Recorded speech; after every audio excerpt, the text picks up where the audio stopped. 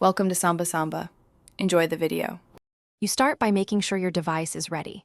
Sign into your Apple ID in Settings and enable Messages iMessage. Once done, connect to Wi-Fi or cellular data because iMessage sends over the internet rather than SMS. Next, open Settings Messages Send and Receive and confirm the phone number and email you want to use. This sets the pathway so messages can recognize you as an iMessage sender and match recipients who also use iMessage. Now focus on the recipient and the app state. Make sure the person you're messaging uses iMessage. Blue bubbles require the other party to have iMessage enabled. Edit the contact so the number or email exactly matches what they use for iMessage. If Messages still sends green SMS, refresh the service.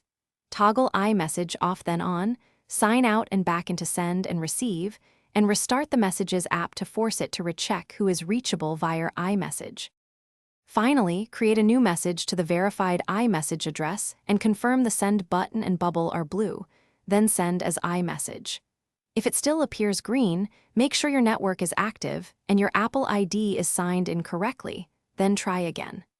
If problems persist, check device date and time, sign out of iMessage and sign back in, or reset network settings as a last resort. This often resolves activation and routing issues, so messaging.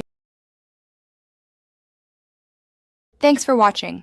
Consider subscribing if we helped you.